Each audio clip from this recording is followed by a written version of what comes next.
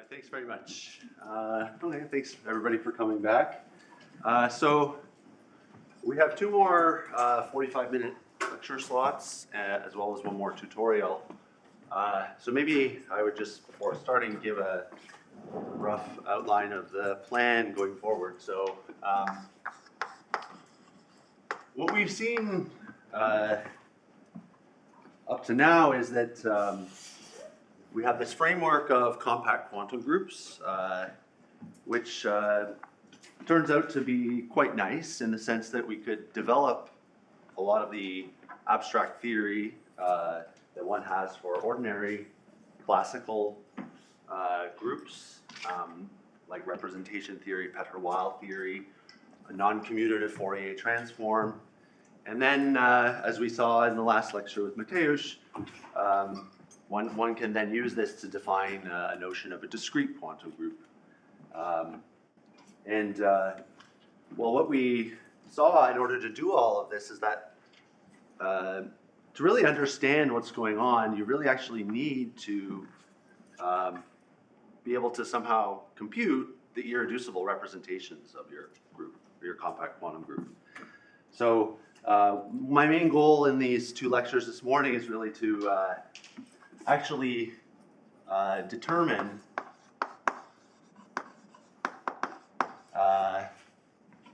to some degree, not total, but to some degree of precision, the irreducible equivalence classes of irreducible representations of compact quantum group. For certain examples, let's say G, we will look as a sort of prototypical example of the free orthogonal quantum group. Okay, so I'll remind you later if you don't remember the definition of this, but I want to spend some time actually doing some computations for this example.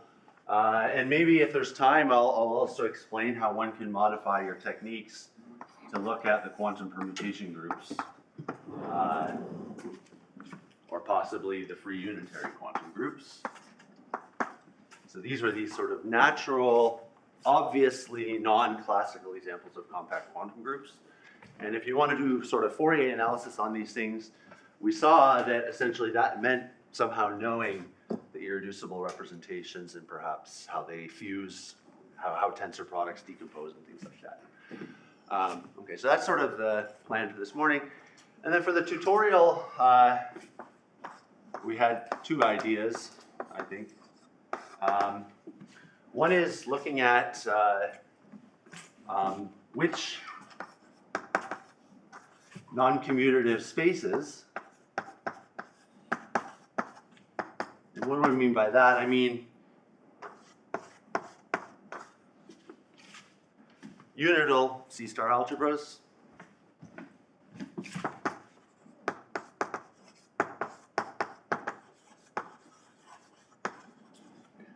can or cannot be realized as function algebras of quantum groups.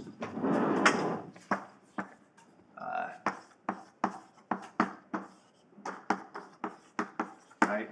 So classically, this is a question. For example, is the disk, the closed disk in the plane? Is this can this be? If I look at continuous functions of this, can I realize this as the algebra of functions on a group, a compact group? Right? And the answer is no, and one can ask sort of generalizations of these kinds of questions. Another thing, probably it won't be possible to cover everything, but another thing in the tutorial I think might be worthwhile doing is commenting on a relation that Ivan wrote down in his last talk, which was this sort of quantum graph isomorphism.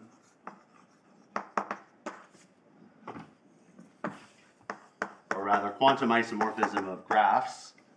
So we're going to just stick to ordinary graphs for our purposes here. But we want to talk about quantum isomorphisms, right? So we have two graphs which were, let's say, QC isomorphic, G and H. And this, we saw, had a very nice operator algebraic characterization. Namely, we had a magic or quantum permutation matrix P which had this property.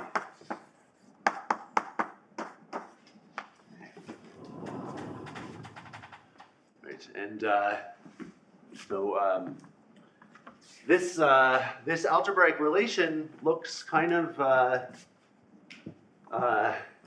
interesting in many respects. So it's a quantum permutation matrix on some Hilbert space. So it's not actually an element of the Hopf algebra or C of G.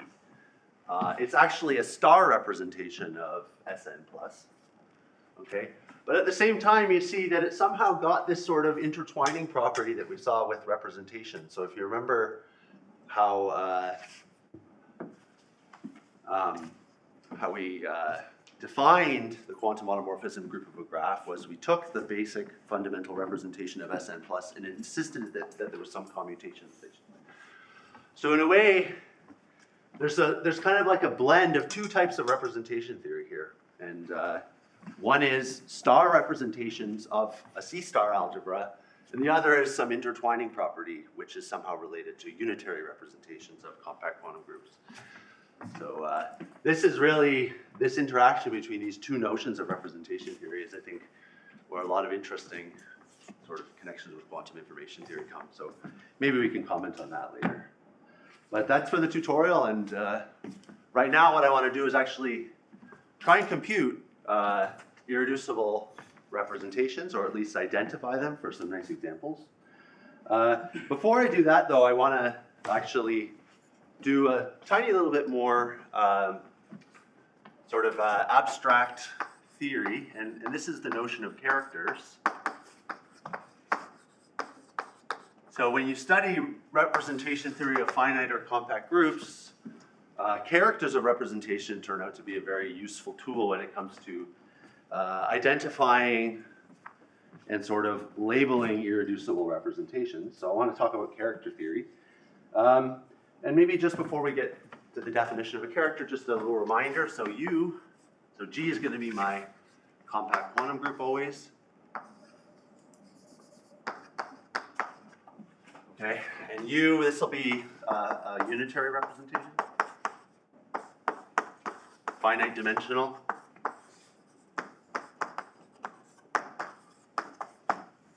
Okay.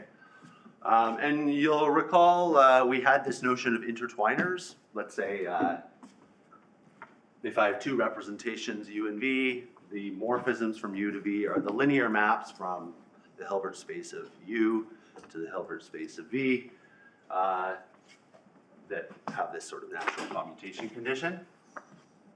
And this, for us, actually, we're going to be interested in a particular space of intertwiners, which are naturally interpreted as fixed vectors. So another representation I want to think about is the trivial representation.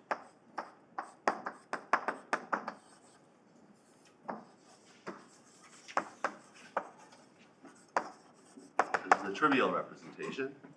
So again, the U associated to the trivial representation is just the unit of C of G, right? This is this one-dimensional unitary, like this, okay? So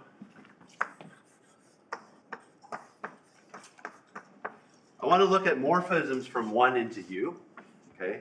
So the morphisms from the trivial representation into U. So remember, what is this? This is the collection of all linear maps from, and this will remind us of the notion of morphisms more generally. This is the linear maps from the carrier space of the trivial representation, which is C, into the Hilbert space of U, okay? Such that well, U of T tensor 1 is equal to T tensor 1, and then I have 1 here. But this is really just the unit of my algebra.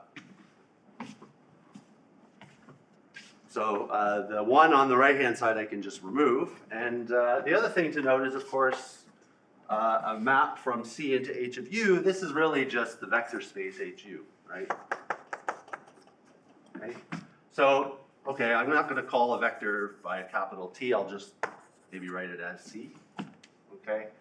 And then this is C here, and C. So I'm just identifying morphisms from the trivial representation into U as vectors in HU, which have this relation with respect to our unitary representation.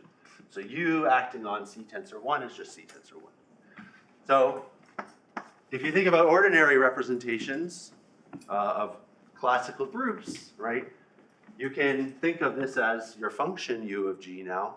And this is really just saying U of G psi is equal to psi for all G in my group. Okay, so this, it's natural to write as the fixed vectors of U. Okay, so these are the vectors in the carrier space of U which are fixed. And this is sort of identifying the part of the representation U which is isomorphic to the trivial representation. So these are fixed vectors.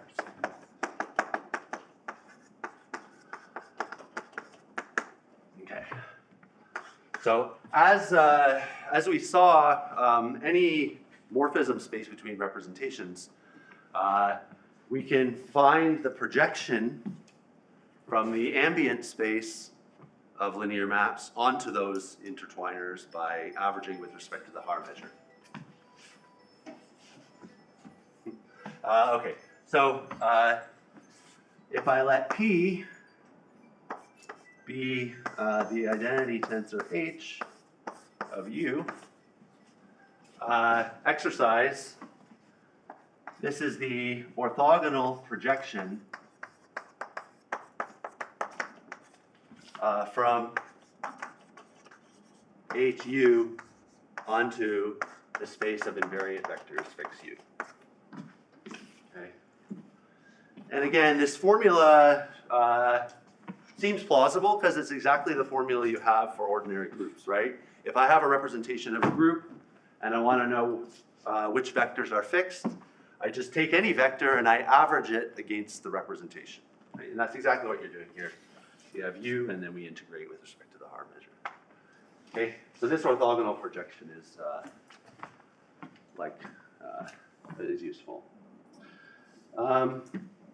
Maybe one other small but important remark is a notion of Frobenius reciprocity.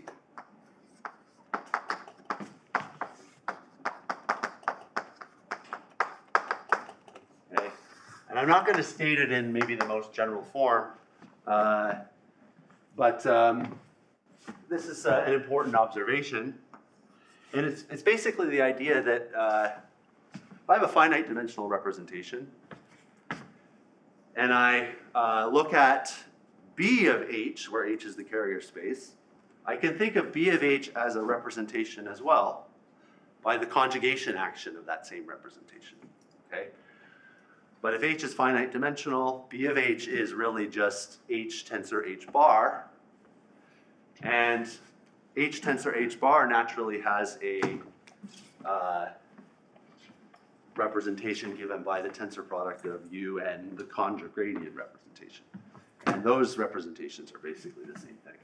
Okay, so I want to just maybe make a quick comment about that. So if U is a representation,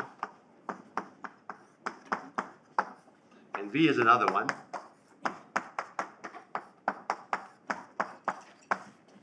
so these are two unitary representations. Okay. Right, so we can look at, for example, B, H, U, H, V, linear maps from B of H, H, V. Okay, and we have a sort of a natural linear isomorphism between this space of linear maps and HU tensor HV bar, right? And the isomorphism is, well, okay, you'll notice I'm sort of mixing notation here. Here I didn't write this as a ket, but anyways, hopefully that's okay. But, right, so this space of linear maps is spanned by the rank 1 maps of this form, right? So eta will be a vector in, sorry. I meant to say HV tensor HU. Yeah, that's better. Right, so we have a linear isomorphism of vector spaces. Okay, and so this vector will be in HV and eta will be in HU. And this rank 1 map does the usual thing. I take something in HU and I pair it with eta and I spit out that multiple times, this vector psi, right? And the natural linear identification is I just send it to the tensor. Psi tensor eta bar. Okay? So this is the standard way we identify linear maps with tensors. And the point is that this isomorphism actually drops to an isomorphism when you restrict it to intertwiners. Okay, so this restricts to a linear isomorphism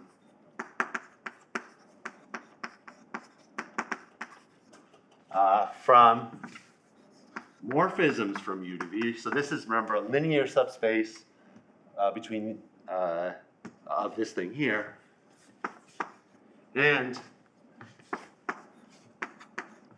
the morphisms from 1 into U, V tensor U contragradient. Right, so this is something one can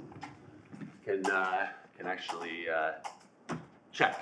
Okay, and it's the same proof as one has for ordinary groups, right? So this is the usual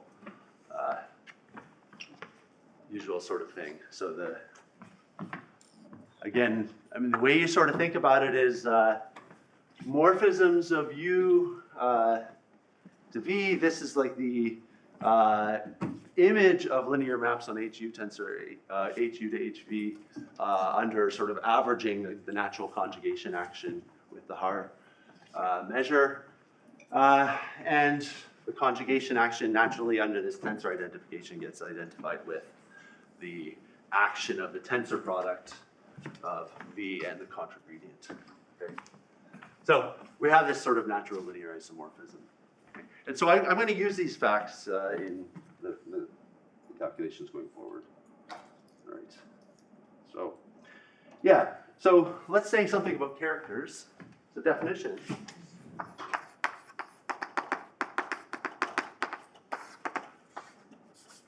So U will be my representation.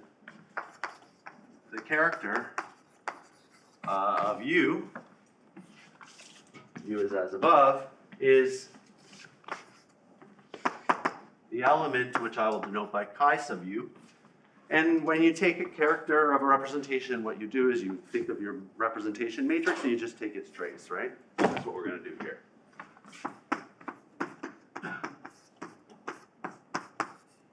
Okay, so again, if I write it concretely in terms of a basis, Uij, this is literally just the sum of the diagonal terms 1 up to dimension of U, Ui. Okay, so the definition of a character makes sense for any compact quantum group. Okay, and I can define this for a unitary, non-unitary representation, and so on. Okay. So I want to sort of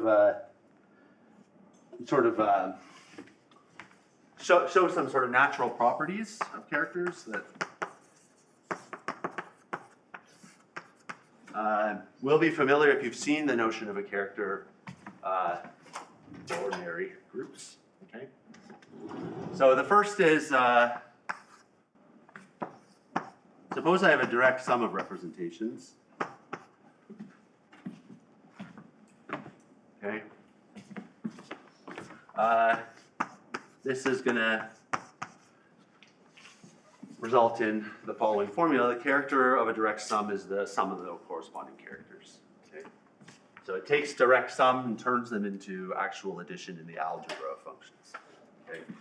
And you know the proof is obviously I'll write down informally the proof, right? So we're taking the trace of a direct sum of matrices, right? So it's just the sum of the two traces.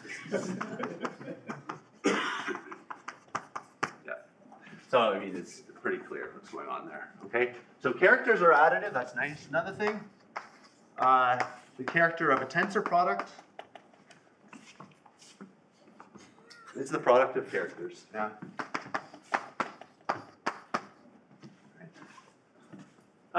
You can see this in many ways. If you prefer, you could write U and V as bases. Then the matrix of U tensor V is literally the matrix of all products, and you take the trace, and you'll see it just splits as a product. Okay, that's an easy calculation. Another way to see this is trace tensor identity on a tensor product space, which is going to be a tensor product of traces. And what is U tensor V, right? U tensor V, if I write it in like numbering notation, this is going to be U13V23. Okay, so I'm doing U13V23. Okay, and you see what's happening here is this functional only sees U, and this functional only sees V. And so when you apply the tensor product here, okay, at the end you're just going to get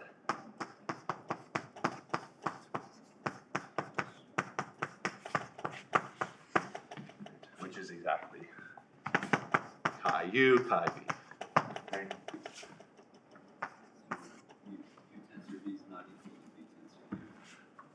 That's correct, yes. Yeah. What? Need not be equal, that's correct, yeah. Yeah. But maybe that's actually a very good point. This can be commutative even if the group is not commutative. Yes, yeah, and we will see that actually in our calculation with ON plus. So ON plus, if you stare at the relations Mateusz wrote down, you see that this is an extremely non-commutative algebra. Okay, but nonetheless, we will see that the irreducible representations have commutative fusion rules. Okay, that will, when you see this for the first time, this might be quite striking. Anyways, so let's go on. So that's nice. What else do we know? Suppose I have, let's say, the contragradient of a representation. Well, again, this is, just think about it in terms of bases. You know, this would be U, the thing with Uij star everywhere. Okay, so this is actually just the ordinary adjoint of the representation of the character of U. Okay. Another sort of easy observation is that if U is equivalent to V, then this implies that its characters are the same. And in a minute, we'll actually see that the converse is true as well. So if I have two characters of two representations, actually, equality of the characters implies equivalence of the representations. That'll require a couple extra steps, but this direction is clear, right? Because, you know, what does this mean? U equaling, let's say, Q V Q inverse. Right, this Q, this similarity matrix is only happening on the leg in which we're taking the trace. Okay? So, I'll write the argument very informally, but this is going to be the character of U will be trace Q, Q inverse, tensor identity of V. Okay, that's what the similarity will tell us. Okay, and the trace, of course, doesn't see this similarity, so it goes away, and you get the character. All right. Good. Another nice thing is that if I look at inner products of characters, I actually calculate dimensions of home spaces. Okay, so this is, let's say, property 5. So again, suppose I look at the inner product of chi of U and chi of V, so two characters. And now remember, this inner product is happening in the GNS Hilbert space that Mateusz introduced. So we have this hop star algebra. We know that the Haar state, thanks to the orthogonality relations, is a faithful trace there, or faithful state there, not necessarily tracial. So I can compute this inner product and ask what it is. Okay. Well, what is this? Okay, so this is, by definition, this is the Haar state of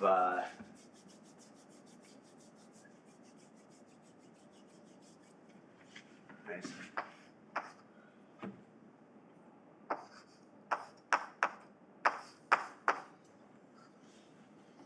And in fact, I'm gonna cheat.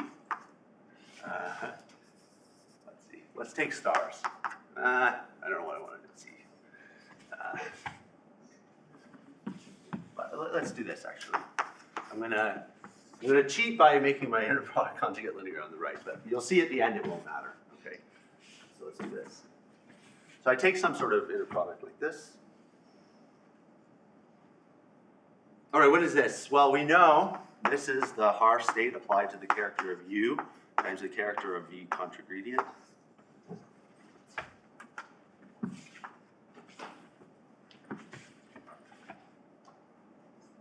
Okay, and we know that the product of characters is the character of the tensor product.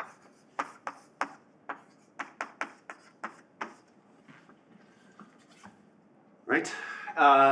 Okay, and what is this? This is trace tensor Haar applied to this representation U tensor V complement.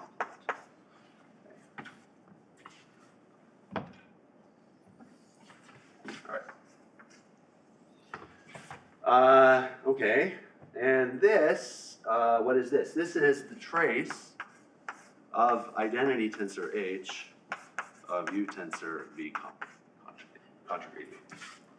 Okay, and we know what this is, right? This is the projection from the Hilbert space HU tensor HV bar onto the fixed vectors of U tensor V conjugate.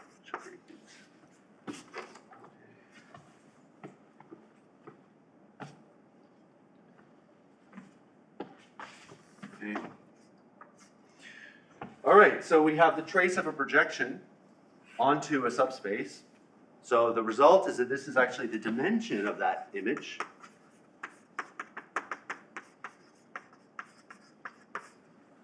All right, so it's the dimension of the fixed vectors of U tensor V, which is also the dimension of the home space from V into U by Frobenius reciprocity. Now, if V and U are unitary representations, it's clear, right? I mean, the dimension of this is also going to be the dimension of the morphisms from U to V.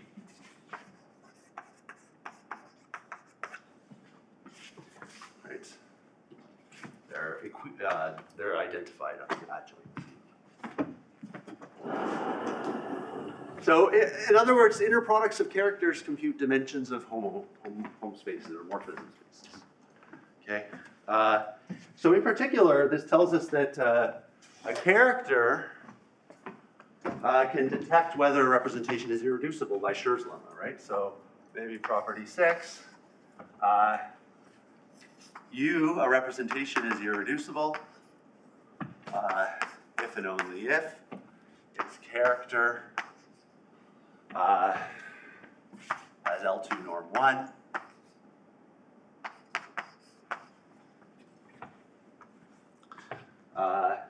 And in fact, if I look at the characters associated to all equivalence classes of irreducible representations,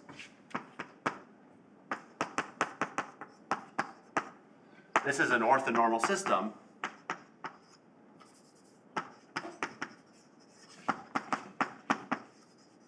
In L2 of G, identifying things in the obvious way.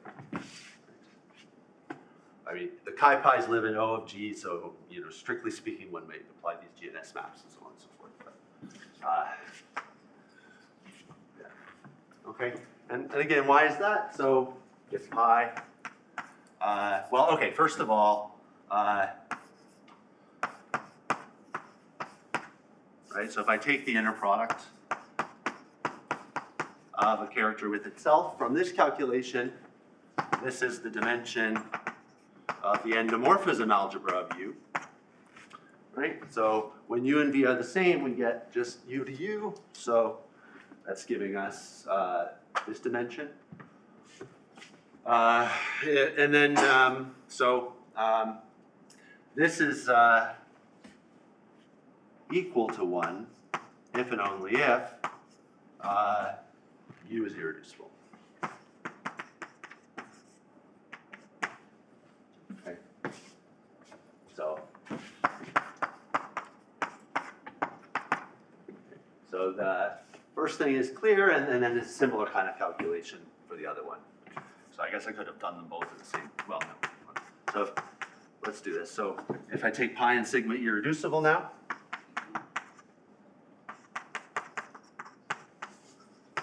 okay, this we know from this calculation up here, this is the dimension of the home space from pi to sigma, right? And well, we know by Schur's lemma that if I have two irreducible representations, this thing is either 1 or 0.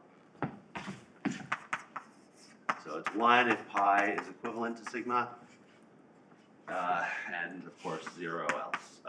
Yeah, it says by Schur's lemma. All right, so that's just a quick overview of what characters can tell us, and what's what's nice here is that by looking at characters, we can kind of see at the level of algebra the sort of tensor structure that the representation theory has, right? And maybe it's worth mentioning one last fact, which is the generalization of this implication in the other direction. So two characters are equal if and only if the representations are equivalent.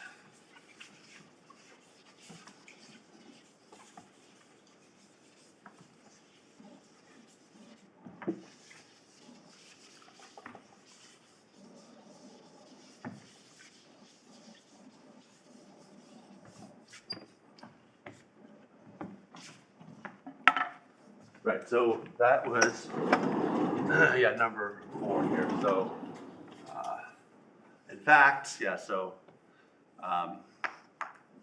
let's say 4 prime, that is, U is equivalent to V if and only if the characters are the same.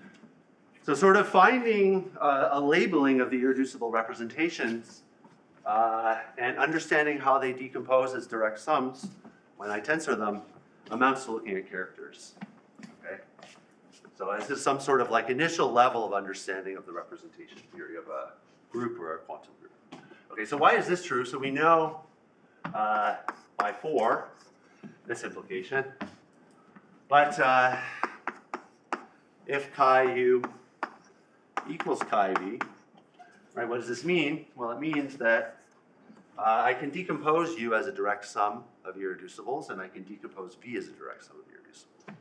Right, so chi U will equal, by decomposing, it will be equal to some finite sum over all irreducibles, pi.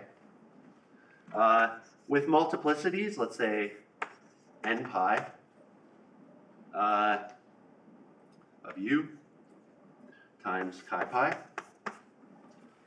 Right, so complete reducibility will allow me to decompose U into a bunch of copies of each irreducible, and similarly, this is equal to chi v, which is equal to another sum,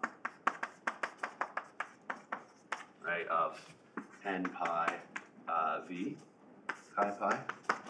So these are numbers which count the multiplicity of each irreducible inside of U and V, respectively. All right, right, and these are equal if and only if n pi u is equal to n pi v for all pi and sigma, or sorry, for all pi.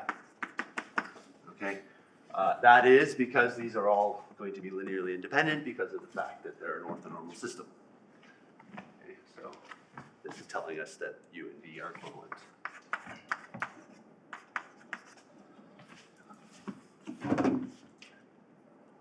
All right, good. All right. So that's just, yeah, some general facts about characters. Question. Oh, yeah, sorry. So you were sort of thinking around so does it mean that the R state is a trace of the characters? If you're saying that it doesn't. No. Wait.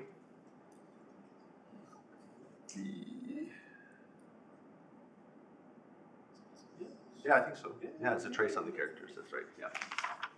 Yeah. By this very commutation. Yeah.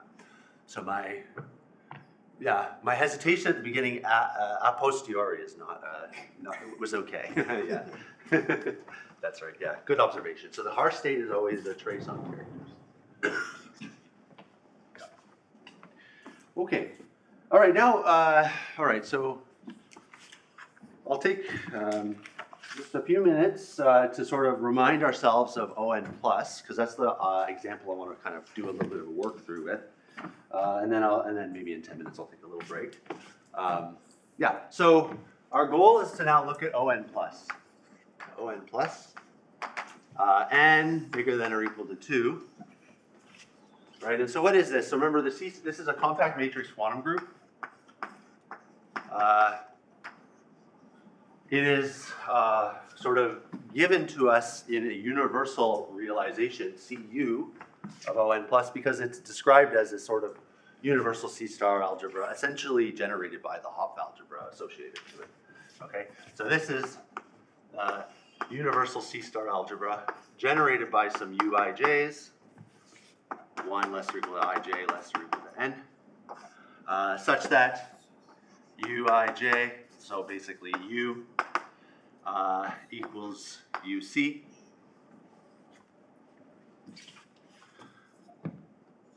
So let me just say, U unitary.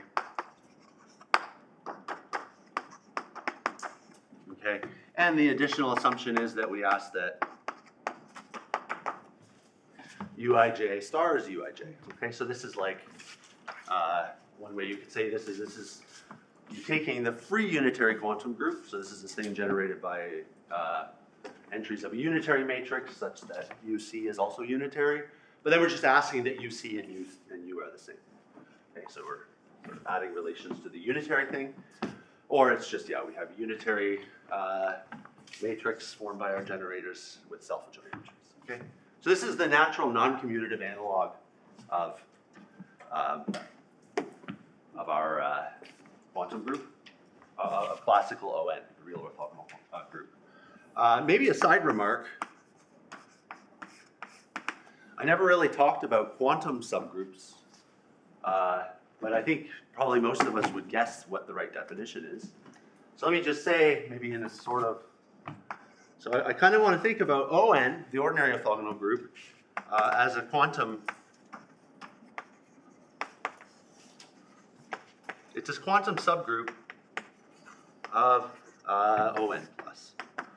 Okay, so what do we mean by that? I.e., there exists what? There exists a surjective star, unital star homomorphism.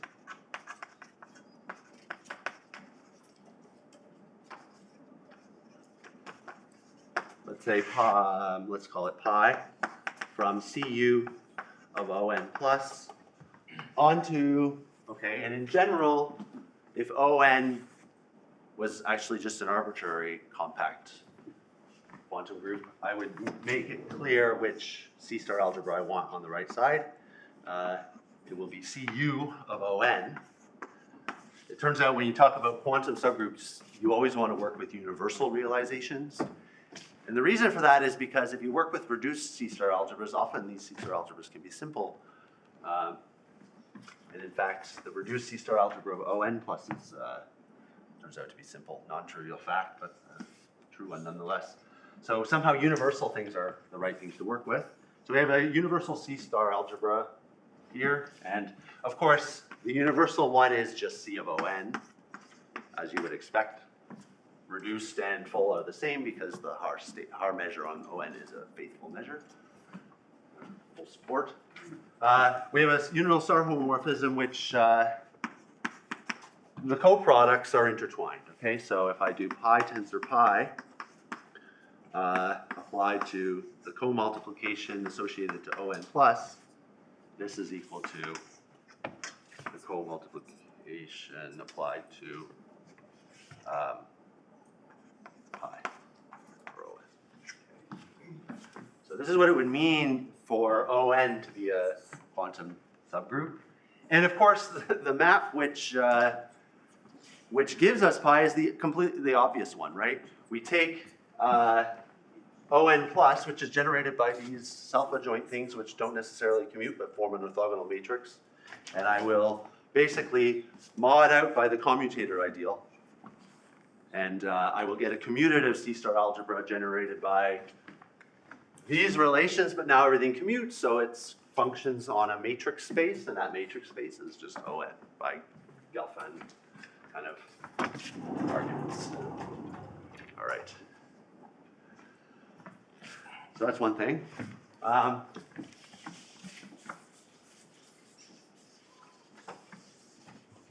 this work for the other examples as well? Yes, so that's right. For the other examples, it's the same sort of idea. Sn will be a subgroup of Sn plus in this sense. Okay.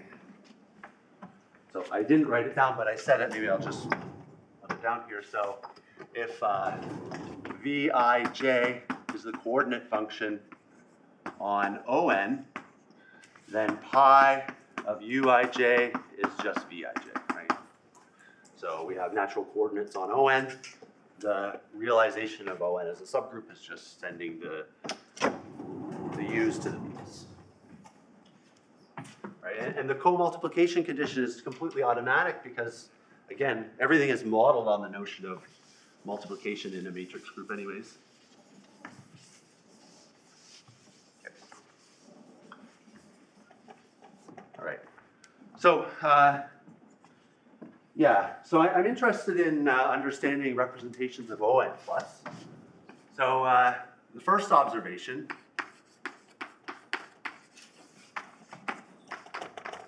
well, we have a trivial representation, not so interesting. We have a fundamental representation.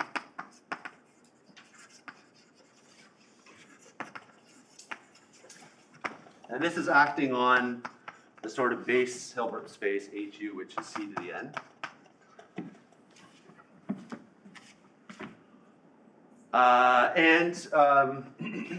What else is true?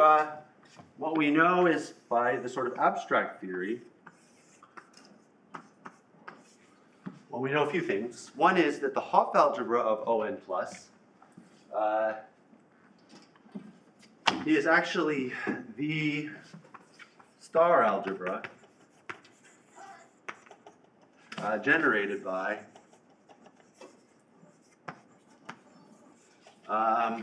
these Uij's.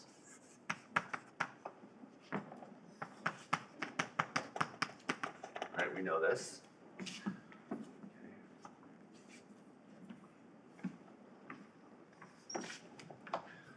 So again, why is that? Well, the star algebra generated by the Uij's is a Hopf algebra. It's spanned by monomials in the Uij's. And monomials in the Uij's are coefficients of tensor products of U. Right? So Ui1, J1, Ui2, J2, U whatever, up to Ui and Jn. That is actually a coefficient of U tensor to it with itself n times.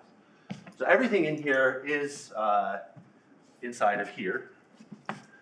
But this is dense in C of On plus, so by the Peter-Weil theory, there's nothing more, okay? So what this tells us is that every irrep of On plus must be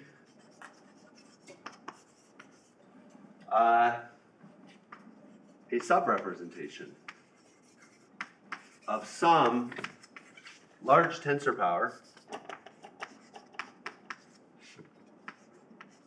of the fundamental representation. Okay.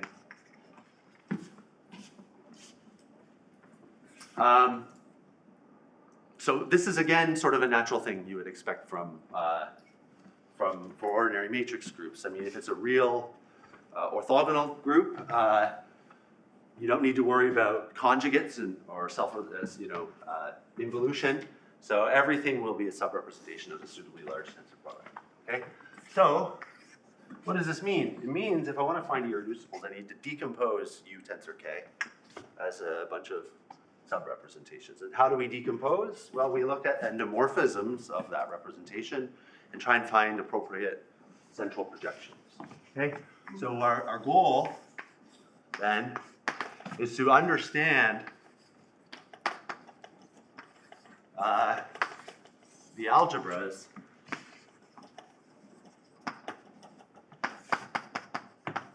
which are the endomorphisms of U tensor K, right? And these are morphisms from U tensor K to itself. All right, and these are concretely subspaces of C to the n tensor K, of maps from C to the n tensor K to itself. Okay, so I'll take like a 2.5-minute break here, and we'll resume identifying what this thing has to be afterwards.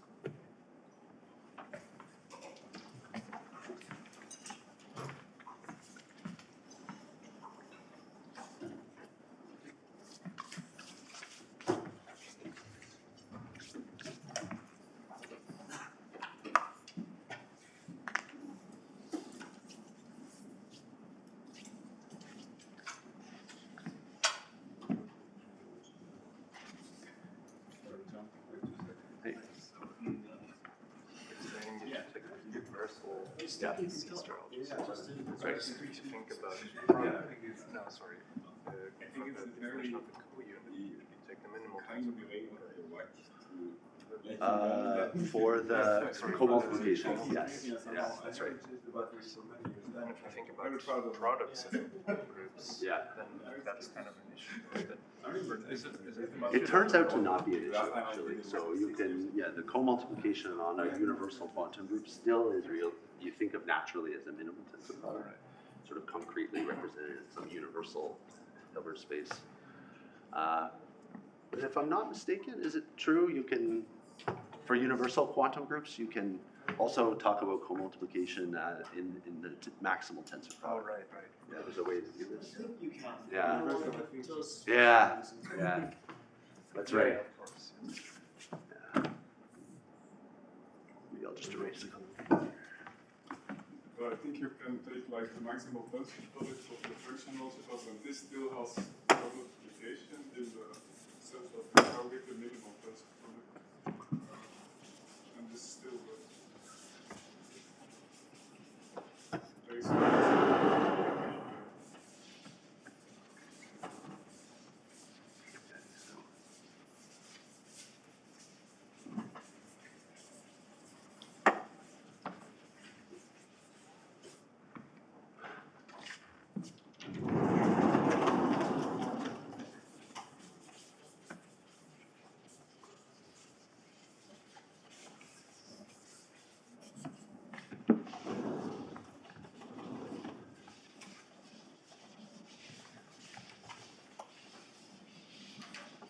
so this reduced version it does not coincide with the universal version. Yeah, for n bigger than 2. And we'll actually see that as a consequence of what we do today. Yeah, so it'll be a corollary of our... It's not immediate. Yeah, not immediately. Well. If you know it's simple, then it's clear, but it's not a... That's definitely not. Well, and contains the free product of cyclic groups, right? For n greater than 2. This is Right. the easiest way. See what? That it's not. amenable. But we don't Yeah. know that it relates somehow to. Yeah, that's the thing. Yeah. So that's correct. Yes. We don't know how to use that.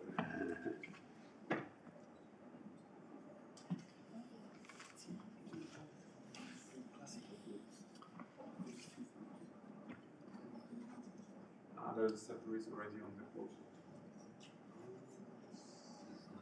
Does this mean that the higher state ON plus is just the composition of this star homomorphism with star matrix? No, no. So I mean, it's like it is for ordinary groups, right? You could have a subgroup, and sort of the the Haar measures can be very singular with respect to the, and not have good support. For now, like for there is a bank card to help with this. Should we start? Yeah. As for it was for classical. Okay, so we'll resume now. Yeah, and I want to sort of give an idea of like what these algebras are. So a first thing to note is that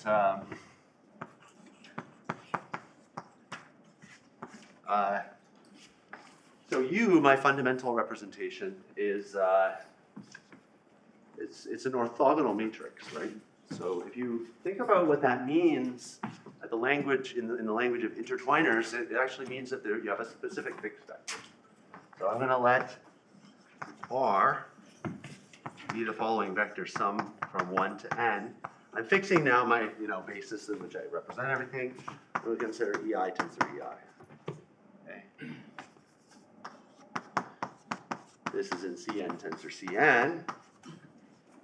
Okay. And then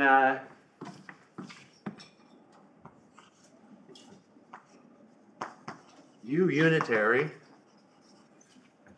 and orthogonal, so Uij equals Uij star for all I and j. This is actually equivalent to the statement that R is a fixed vector of the tensor product U tensor U. Right?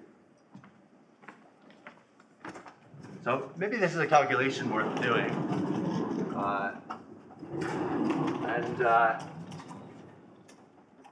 So what do we have? Okay, so I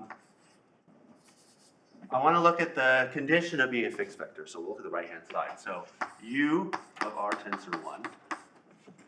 What is this? Right, this is U applied to sum over I, U tensor U. Yeah.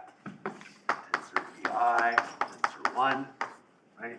And now I just apply U tensor U. Okay, and if you do the multiplication, so what's happening is this is a tripartite matrix where you have products of the U's on this leg, and then each other part is acting independently here and there. So if you do your sort of matrix unit multiplication and everything, the formula you get at the end, if you actually do this calculation, is sum over I, K, and L of E, K, tensor EL, tensor U, Ki, U, Li. Okay. If I just do the linear algebra, I get this. All right.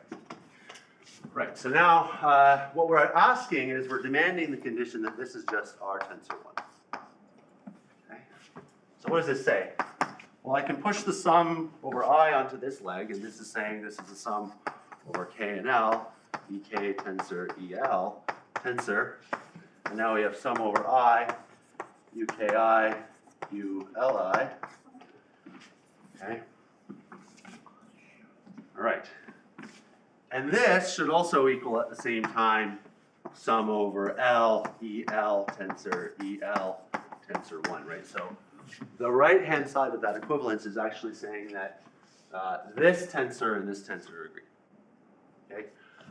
But by linear independence of the ELs and the EKs, we have that, of course, actually every term here indexed by KL has to agree with the corresponding one here.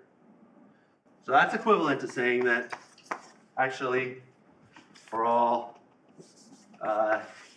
K and L, this thing here, sum over I, UKI, ULI, is equal to delta KL. Okay, so what does this say? This says that, well, U transpose U is the identity.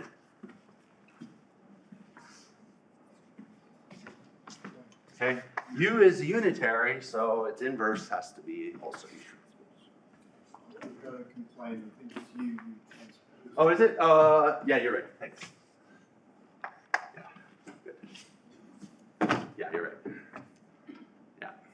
Okay. So, and you can go backwards. So this is equivalence.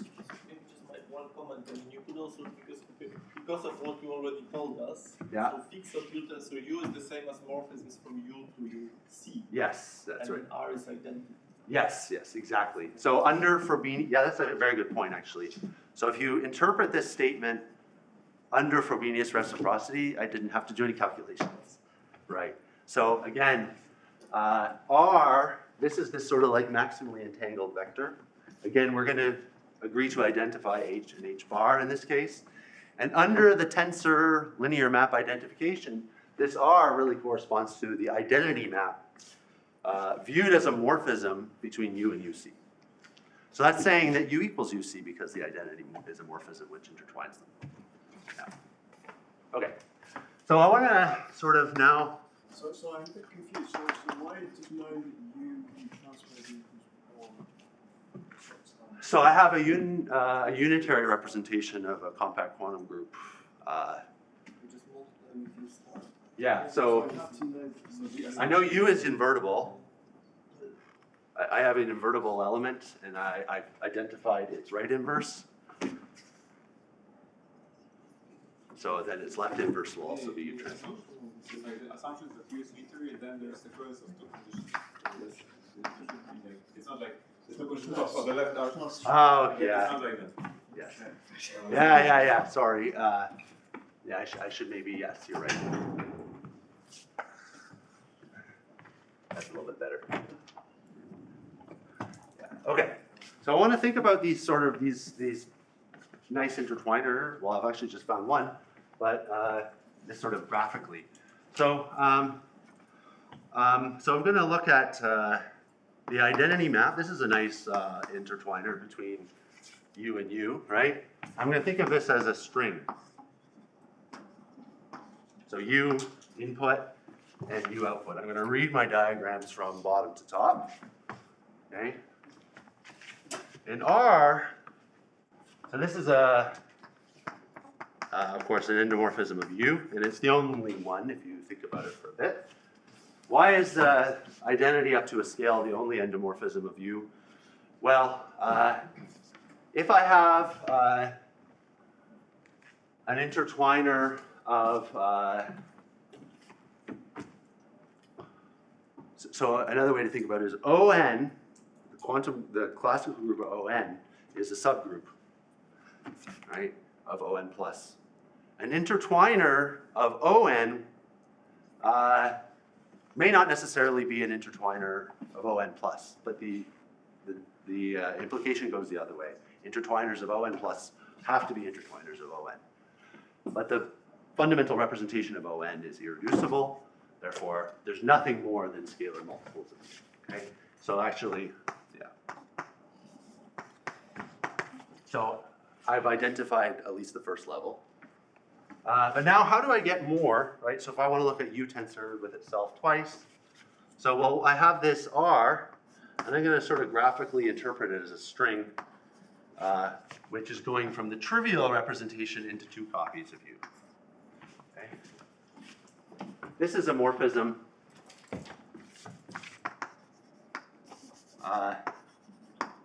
from 1 into U tensor U. And I know there's nothing more because I've just shown that U is irreducible. And that linear space of fixed vectors is isomorphic to the endomorphisms from U to U, which I know is scalar multiple of the identity. Okay.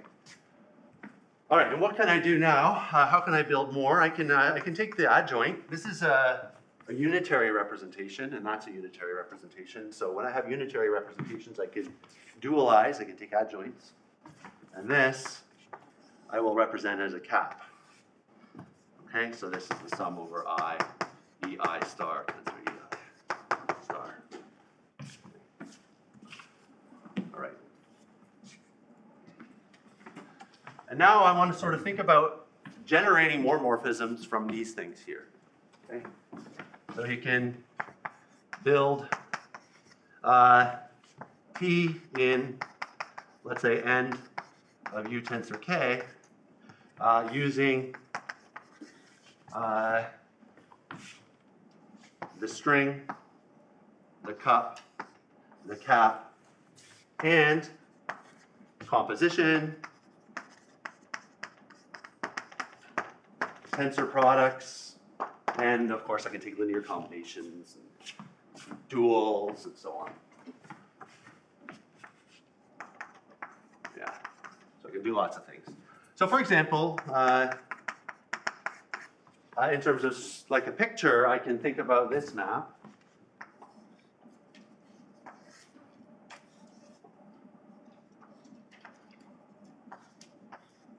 So what I'm doing here is this is a map from U tensored cube itself 3 times to U tensored 3 times.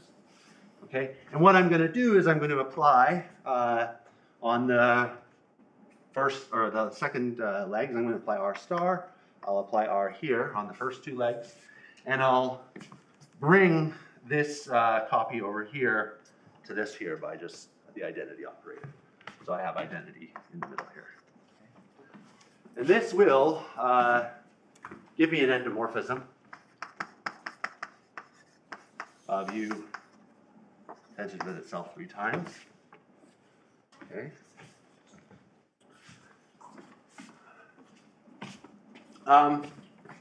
What else could I do? Suppose I were to take the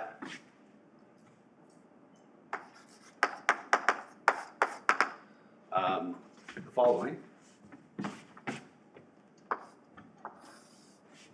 So this is a morphism from, so again, I'm just sort of thinking of these graphically.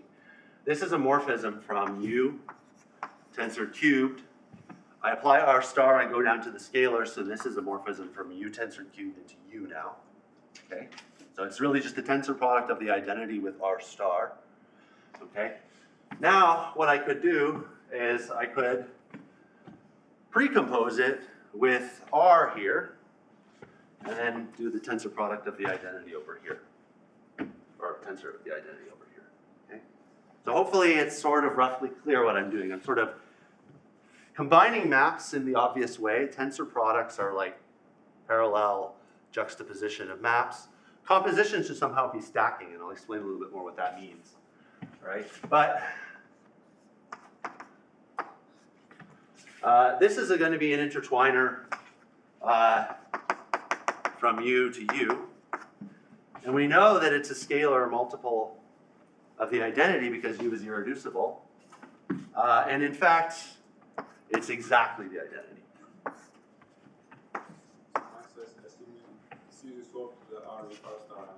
Oh, yeah, sorry. Yeah, this is R and this is R star. Yeah. So if I think about these maps graphically, what this means is that when I do compositions, I have some sort of like planar isotopy that I can do. I can take this composition, I can like bend these strings straight like this. Mike, could you say, do you read from bottom to top? Yes, bottom to top, yeah. So I go from the trivial representation tensor U, which is just U, and I embed this copy of C into U tensor U. And now I'm in the triple tensor product, and then I go back down to U. Yeah, so everything's read this way. And just do the calculation of this thing. This is really, you know, identity tensor R star composed with R tensor identity. And using our formulas for R and R star, you see that you get the identity map. So there's a sort of ability to do this, and you can do it in a similar way like this. So this picture, this would be R star tensor identity composed with identity tensor R, and this is again equal to the identity map. So in terms of pictures, we are allowed to take a squiggle and bend it straight with this. Okay?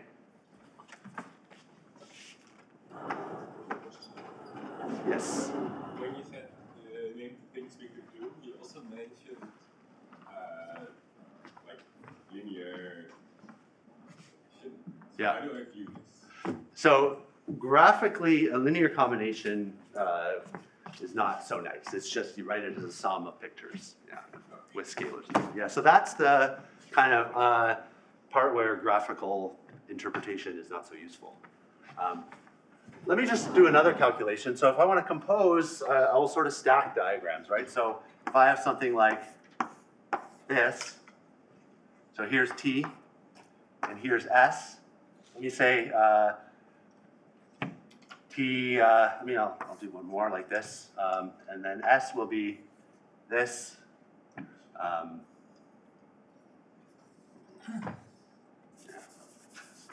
I want to do something interesting, so maybe we'll do this, okay?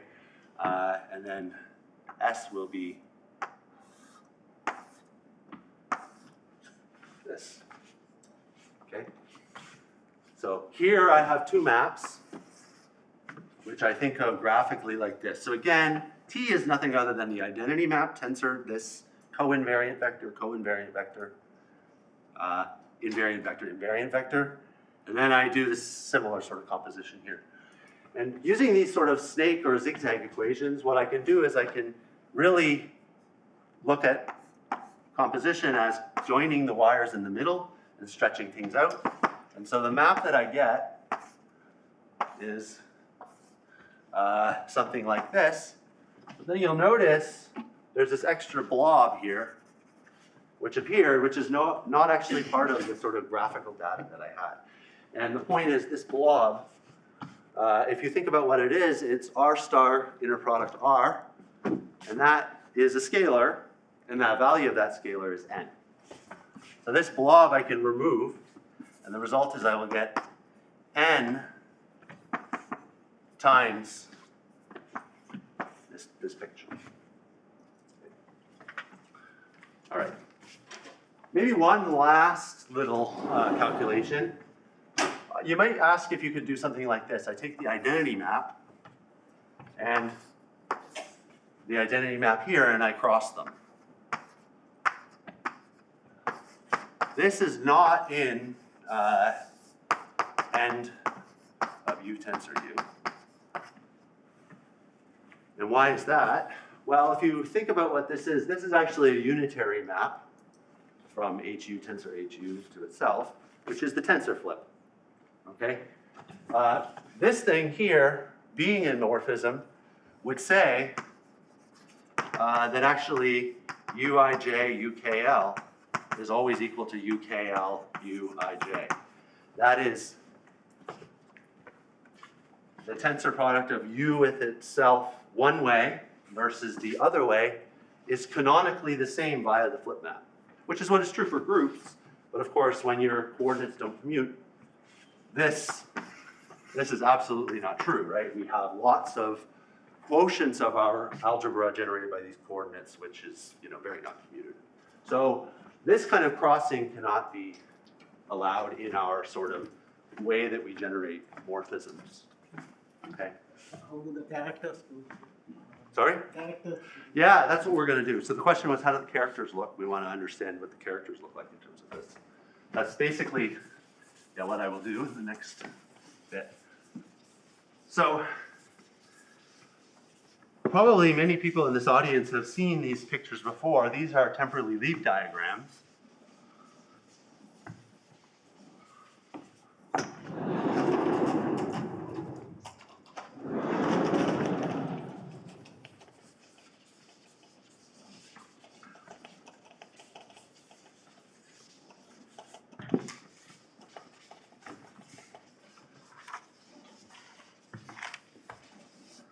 So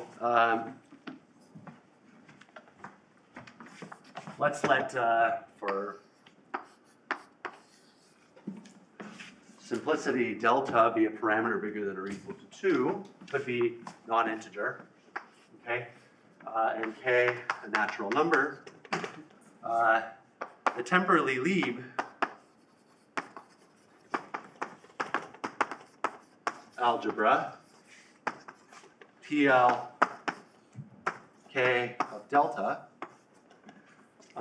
This is basically the sort of abstraction of these pictures that we drew here. So this is a complex vector space spanned by these sorts of gadgets. So you can imagine more generally, I could get, so a general sort of morphism I get by this sort of picture calculus is I'm going to have k nodes at the top, I'll have k nodes at the bottom, okay?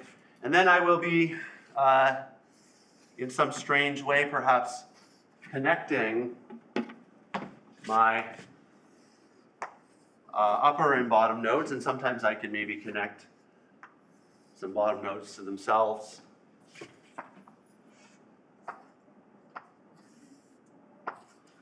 Like this, okay? So what do we see here in the middle? We've got, you can sort of imagine how you would construct the linear map associated to this picture by doing the right compositions, right? So a nested bunch of caps is really you just, you're doing a composition of covariant functionals, basically. And this is just the identity map whenever you have a line going through. So altogether, the sort of image in this, inside of this box, this is a non-crossing pairing on 2 k points. K on the bottom, k on the top. Okay? So this thing here, abstractly I'll write it as a diagram indexed by pi. Pi will be this pairing. So pi will live inside of the non-crossing pairings on 2 k points. Okay. So I have this sort of picture, and this is what's called a temporally Lieb diagram. Okay. So this is going to be this abstract vector space spanned by a basis of temporally Lieb diagrams. Okay. Basis of temporally Lieb diagrams, d pi. Pi, a non-crossing pairing on 2 k points. And now there is some sort of idea where I'm saying, okay, I have a fixed bottom set of k points and top set of k points when I do this.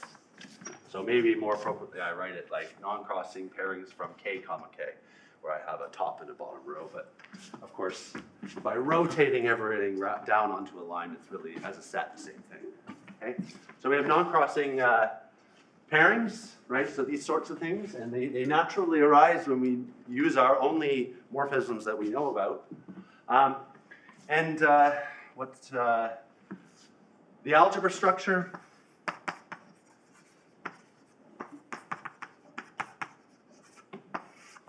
So it's actually a star algebra.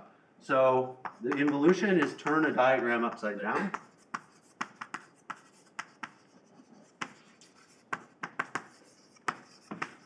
This makes sense, right? Because I started with this invariant vector, which is a cup, and I defined its adjoint graphically as turning it upside down. And that actually sort of tells us that it's the right sort of thing. So we complex linearly extend the notion of just flipping a diagram upside down. And then composition. The composition is going to be stacking diagrams. Okay, like I showed here. Okay. And this parameter delta comes in, well, as we would expect, you're going to get things like this, and you need to know how to get rid of those. So delta is the value of a loop. Okay, so you throw away loops, but you remember that they were there by counting the number of loops you get when you compose. Okay, so this is a an abstract, complex unit algebra. The unit is just the diagram we have through strings going up and down all the way through. And yeah, that's what we get. And the non-crossing pairs, you don't take it symmetry, right? No, I don't take it symmetry. So that's what this is. So if you think about sort of what we got is we have a representation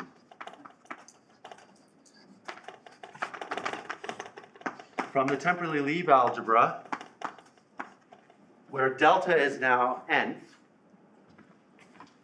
into the endomorphism space of U tensor K. Okay? And there's a way to sort of talk about temporally Lieb diagrams where you have more points on the bottom and more on the top. So in fact, you can sort of enlarge your picture a little bit and talk about a temporally Lieb category, and you actually get morphisms between all intertwiner spaces, but that's not so useful for us right now. We get a representation from this abstract algebra into a concrete C-star algebra of operators on a finite dimensional space. And a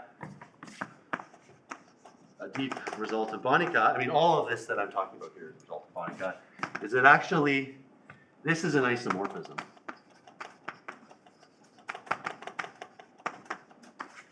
You don't get anything more. So, in other words, we started with our identity morphism, and then the obvious one, which is this sort of fixed vector. And we generate as much as we can. And it turns out we've actually found every intertwiner for this quantum group, ON plus, this way. All right? And they are given graphically by these temporally Lieb diagrams. Go ahead. So the K is the number of strands. K is the number of strands, yeah. So K, number of strands. And in this case, delta equals n is the loop, what's called the loop parameter. Right, so this is this situation we have here. So an immediate, For that you put in, you add at least 3. and at least 2. Yeah, it works for 2 as well. Yeah. Excuse me? Yes. So this n depends on what 2 diagrams we are taking, right? No, n is really the n from the original quantum group we're looking at. So we're going to fix, n is kind of fixed here for our ON plus, right? But I mean here you said that the delta is a loop number, right? Yes, that's right, yeah. But then if you take, suppose diagrams which have like 3 cups, Yeah, and the lower diagram also has 3 cups, yeah. then the loops would be 3. That's right, there'll be 3 loops, and so maybe I should clarify, you do it multiplicatively. So if I have 3 nested loops, the power will be n to the 3. Ah, okay. Yeah, n is not the number of loops, it's sort of the value associated to any loop. Yeah. Okay. So this is due to Banach. Sorry? This is due to Banach in place of the Poynting plus, right? Yeah. For execute, so this was like much. Yes, that's right, yeah. Okay, so, good. So we have this, and now we can get a lot of mileage out of this fact. So immediately, we know then that the dimension is the dimension of a temporally Lieb.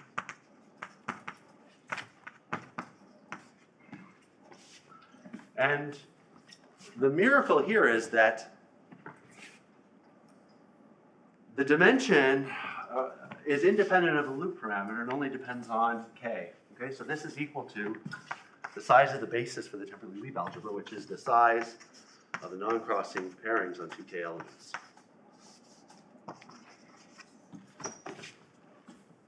Okay. This is a well-known combinatorial quantity. This is the kth Catalan number, which is, I think, 1 over k plus 1, 2k, choose k. Okay. So that's what that number is. But there's another thing associated to this combinatorial data. And that is, it is the moments of a certain probability measure on the real line. So also, this Catalan number, this is equal to 1 over 2 pi integral from minus pi to pi of t to the 2k times the square root of 4 minus t squared dt. Okay. So we have a probability measure here, d mu of t, which is supported on the interval minus 2 to 2, which is with density 1 over 2 pi square root of 4 minus t squared dt. And this is a very well-known density called Wigner's semicircle law. It arises in the large n asymptotics of random matrices.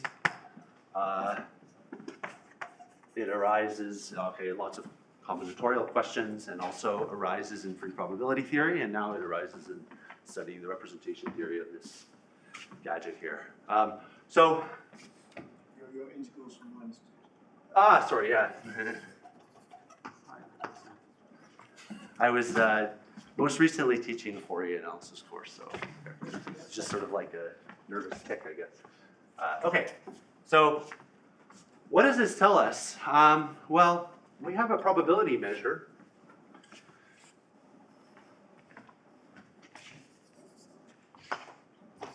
A probability measure, which with compact support always has a family of orthogonal polynomials. Monic orthogonal, and actually, let's make them orthonormal. Pk, k equals 0 to infinity. All right. These are polynomials which give you an orthonormal basis for the L2 space associated to this probability measure. Okay, and these are the Chebyshev polynomials of type 2. Okay, so they're concretely given by P0. The first one is just the constant function 1. P1 of t is t, and then P1 times Pn plus 1, Pn is equal to Pn plus 1 plus Pn minus 1. All right. So again, what I'm saying concretely here is these pKs, these are an orthonormal basis for L2 of this measure supported on minus 2 to 2. All right. So in the last 5 minutes, I'm going to just sort of maybe wave my hands a little bit and say how this actually tells us everything about the labeling, at least, of irreducible representations of ON plus and their fusion rules.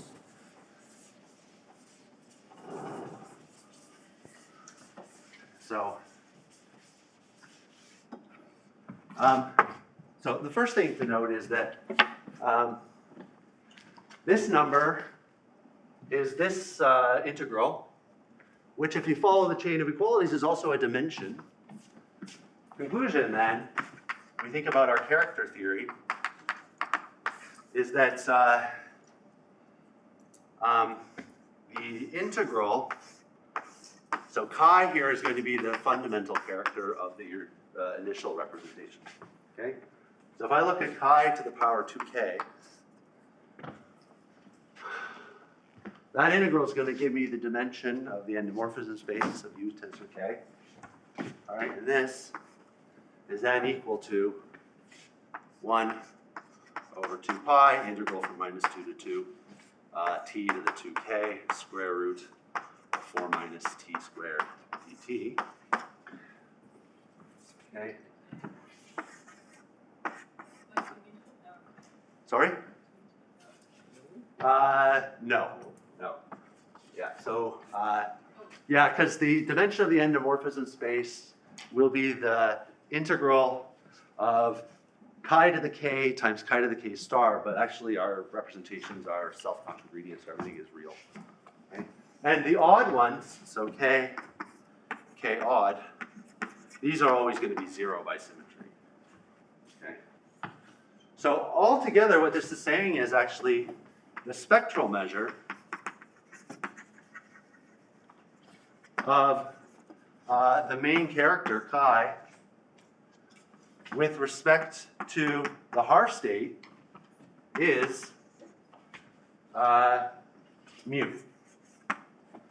Okay, so I have an element and I compute all its moments. That's enough to know the spectral measure, and it agrees with this measure, therefore by uniqueness, it's this measure. Here's an immediate consequence of this. Corollary, if n is bigger than or equal to 3, so I'm excluding 2 here, the quotient map from the universal version of On plus onto the reduced version of On plus is not injective. Okay. So why is that? Well, we just have to check it on a single element to see that the norm changes. Okay. So the norm of chi in the full C-star algebra, well, we know it's bigger than or equal to the norm of pi of chi. Now, pi is going to be our representation or our homomorphism coming from going down to the classical thing. All right, and this is, of course, equal to n. Right? I have the trace of a representation. If I evaluate that trace at the identity, then you're going to get this dimension of the representation. So, in particular, I get n. Okay. So, and of course, we have the other inequality is true as well. We could also do this argument with co-units if we wanted to, but nonetheless, we get this is the norm of this thing. But the norm of the image of chi under the regular representation is, well, we have a spectral measure. We just have to look at how far out its support goes, and that's equal to 2. So as soon as n is bigger than 3, we get this. All right, so I have like 1 minute left. Let me just finish by now saying the main theorem. The main theorem is On plus for all n bigger than or equal to 2 has a complete family of irreducible reps of representatives, which I'll call U sub k, k going from 0 to infinity, such that each uk is basically the sort of maximal irreducible subrepresentation of the kth tensor power. uk is equivalent to its contragradient. And U0, no big surprise, is the trivial. U1 is the fundamental. And the rest are sort of given by U1 tensor UK is isomorphic to U k plus 1, direct sum UK minus 1. So the important thing to note here is that we, very interestingly, independent of n, have SU2 fusion rules. So this is very different than the orthogonal groups, okay? And very roughly, the idea of the proof, basically, if you reduce it to a question about characters, you can inductively show, right? If you think of everything happening on the spectrum of the main character, this is the trivial, that's the main character, and in general, you can show inductively that the kth character is equal to just plugging in your original character into the appropriate Chebyshev polynomial. So it's right. And orthogonality of these polynomials tells me basically that I'm going to get an L2 orthonormal basis. You have to do a little bit of work to check that these are actually characters and not just functions of a character. But nonetheless, one can do that. And okay, I guess I'll have to stop here. So thanks very much.